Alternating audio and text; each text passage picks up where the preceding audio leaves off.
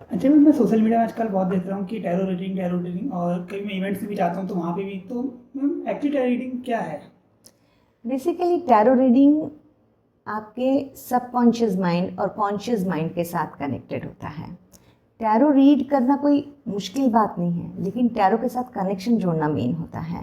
Tarot basically आपकी energy के साथ कनेक्टेड होता है।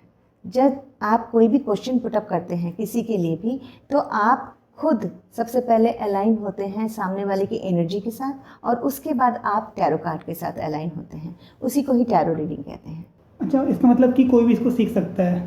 बिल्कुल, कोई भी सीख सकता है टैरो। टैरो सीखने के लिए कोई उम्र की ज़रूरत नहीं है, कोई जेंडर की ज़रूरत नहीं है। टैरो कोई भी सीख सकता है। बस टैरो को सीखने के लिए आपके अंदर वो ज़ील होना चाहिए, आपके अंदर वो पैशन होना चाहिए, आपको पता होना चाहिए आप टैरो क्यों सीख रहे हैं। क्योंकि टैरो बेसिकली सिर्फ रीडिंग करना या मज़े करने के लिए नहीं है। टैरो बेसिकली एक बहुत बड़ा रिस्पॉन्सिबिलिटी है। जब आप टैरो को किसी के लिए, किसी की एनर्जी को यूज़ करके उसके बारे में बताने जाते हैं, तो ये एक बहुत बड़ी जिम्मेदारी की बात होती है। तो उस जिम्मेदारी को समझते हुए आपको टैरो सीखने की ज़रूरत है। अच्छा, कितने टाइम में हम टैरो रीडिंग सीख सकते हैं? किसी भी पढ़ाई को पढ़ने के लिए टाइम बाउंडेशन नहीं होना चाहिए। अगर हम आज की डेट में देखें तो टैरो को लोग कहते हैं कि मैं 1 महीने में भी सिखा दूंगा, 2 महीने में भी सिखा दूंगा। लेकिन बात सिखाने की नहीं है, बात है कि आप किस टेक्निक से सीख रहे हैं। उसमें आपको सीखने के लिए कितने प्रैक्टिस की ज़रूरत है, कितनी कनेक्शन की ज़रूरत है टैरो को समझने के लिए। जब तक आप टैरो के साथ रिलेशनशिप नहीं बिल्डअप करेंगे, टैरो को आप सारी ज़िंदगी लगा देंगे तब भी आप सीख नहीं पाएंगे। अच्छा, हम जो मार्केट में मेंटोर्स हैं जो बोलते हैं कि हाँ आपको 30 डेज में एक्सपर्ट बना देंगे, तो हम क्या सही है? मैं एक तरह से कहूँ तो सही भी है, एक तरह से कहूँ तो नहीं भी है। मैं ये कहूँ कि चलिए मैं आपको ABCD, आपको कुछ नहीं आता है ABCD के बारे में, और मैं कहती हूँ चलिए ABCD मैं आपको 24 घंटे में सिखा दूँगी, तो क्या आप सीख पाएंगे? नहीं ना। क्यों? क्योंकि आपको उसको सीखने के लिए प्रैक्टिस की ज़रूरत है। उस प्रैक्टिस के लिए टाइम देने की ज़रूरत है, क्वालिटी ऑफ टाइम। जितना ज़्यादा आप टैरो को समय देंगे, जितना ज़्यादा टैरो को समझेंगे, जितना ज़्यादा टैरो के हर एक इमेज को आप पढ़ेंगे, उसको कनेक्ट करेंगे, तभी आप उस डीप रूट के अंदर, मतलब बहुत ज़्यादा डीप रूटेड हो पाएंगे। अच्छा मैम, जैसे मैं देखता हूँ कि टैरो रीडिंग सीखने के बाद भी लोग रीडिंग नहीं कर पाते, ब्लैंक हो जाते हैं, तो उसका कुछ रीज़न, मतलब उसके पीछे रीज़न क्या है? इसका सिंपल सा एक रीज़न है कि ज़्यादातर मैंने देखा कि स्टूडेंट्स बेसिकली क्या करते हैं, वो सीख लेते हैं। उन्हें लगता है कि वो 30 दिन में सीखकर एक्सपर्ट बन जाएंगे, मगर ऐसा नहीं होता है। जब कोई स्टूडेंट MBBS करता है तो उसके बाद उसे इंटर्नशिप करनी पड़ती है, प्रैक्टिस करनी पड़ती है। जितना ज़्यादा आप टैरो के साथ प्रैक्टिस करेंगे अपने ऊपर, अपने घर वालों के ऊपर, जितने अपने आसपास के लोगों को उनके क्वेश्चन के आंसर्स देंगे, वो क्वेश्चन के आंसर्स कैसे निकलेंगे?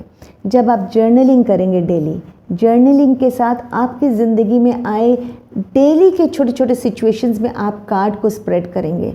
और कार्ड को स्प्रेड करने का मतलब 3 या 5 सवालों के जवाब नहीं होते हैं। अगर एक प्रॉब्लम को लेकर कोई भी आपके पास आता है, मान लीजिए कोई भी एक इशू को लेकर कि मेरी शादी नहीं हो रही है, मेरी शादी कब तक होगी, यूजुअली लोग इसी तरह के क्वेश्चन पुटअप करते हैं। लेकिन मैं यही कहूँगी कि आपने उस क्वेश्चन को कैसे फ्रेम करना है, सही तरीके से क्वेश्चन का फ्रेमिंग करना, सही तरीके से उस क्वेश्चन को, जो सामने क्लाइंट आपसे या कोई भी आपसे कुछ भी क्वेश्चन कर रहा है, उस क्वेश्चन को समझना, उस सामने वाले इंसान के मन की स्थिति को समझना, उस सामने वाले इंसान की प्रॉब्लम को समझना, वो बहुत इम्पॉर्टेंट है। जब आप उसके प्रॉब्लम, जब आप उसकी एनर्जी के साथ कनेक्ट कर जाते हैं सामने वाले के, तब आप डिफरेंट मेथड में क्वेश्चन पुटअप करते हैं। क्वेश्चन फ्रेम करना सबसे बड़ी बात है टैरो के अंदर, और सिर्फ एक सवाल का 2-3 क्वेश्चन से आंसर निकाल लेना नहीं हो सकता, क्योंकि उसके डीप में जाना बहुत ज़्यादा ज़रूरी है। क्योंकि जब हम टैरो को किसी भी एक इंसान के एक क्वेश्चन के लिए स्प्रेड करते हैं, तो उसमें आप 4 क्वेश्चन भी पुटअप कर सकते हैं, आप 10 क्वेश्चन भी पुटअप कर सकते हैं, 15 क्वेश्चन भी पुटअप कर सकते हैं।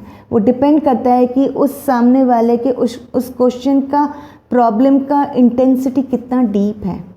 तो जब तक आप क्वेश्चंस के फ्रेमिंग प्रॉपर ना करके और अपने क्वेश्चंस के लेयर्स को नहीं बनाएंगे, तब तक आप उस रूट कॉज पे नहीं पहुंच पाएंगे जो सामने वाला उस प्रॉब्लम को लेकर आया है। क्योंकि आपने सामने वाले को क्या बताना है, आपने सामने वाले को रूट कॉज बताना है, आपने सामने वाले को उसका एक्शन बताना है, कहाँ पे वो लैग कर रहा है। तो क्वेश्चंस डिफरेंट वे में आपको पुट अप करना है। अच्छा मैम, आप टैरो रीडिंग को कैसे यूज़ करती हैं और उसको हीलिंग के साथ कैसे आप जोड़ती हैं? बेसिकली टैरो को मैं यूज़ करती हूँ सिर्फ आंसर्स के लिए नहीं। बेसिकली टैरो को मैं यूज़ करती हूँ गाइडेंस के लिए। टैरो को मैं एक ऐसे टूल के हिसाब से यूज़ करती हूँ क्योंकि टैरो बेसिकली हमारे सबकॉन्शियस माइंड और कॉन्शियस माइंड का एक मिरर है। Tarot is a mirror of your energy. वो हमारी एनर्जी के हिसाब से टैरो कार्ड, जो हम टैरो को किसी के क्वेश्चन के बेस पर जब पुल अप करते हैं, निकालते हैं, तो वो क्वेश्चन उसकी एनर्जी से कनेक्ट होकर निकलता है और फिर हम देखते हैं कि सबकॉन्शियस माइंड में और कॉन्शियस माइंड में कहाँ पर कौन सी चीज़ ऐसी बैठी हुई है, वो हमें टैरो के थ्रू से पता चलता है। और जब टैरो से हमें पता चलता है कि कहाँ पर ब्लॉकेजेस हैं सबकॉन्शियस माइंड में या कॉन्शियस माइंड में, कहाँ पर उस इंसान की ज़िंदगी में ब्लॉकेजेस हैं, तो वो ब्लॉकेजेस का रूट कॉज हम निकाल कर फिर हम उसमें क्वेश्चन पुटअप करके कि इसमें क्या एक्शन लेना चाहिए, उस एक्शन के थ्रू हम हीलिंग देखते हैं कि यहाँ पे किस चीज़ को हील करने की ज़रूरत है, उसके मेंटल इश्यूज़ को, उसके फिज़िकल इशू को, या उसके रिलेशनशिप्स को, या उसके पर्सनल इश्यूज़ को, कहाँ पर हीलिंग की ज़रूरत है। तो इस तरह से मैं टैरो को हीलिंग के साथ जोड़ती हूँ और मुझे बहुत इजी लगता है अपनी लाइफ को हील करने में। So this is the method what I use for my self, for others.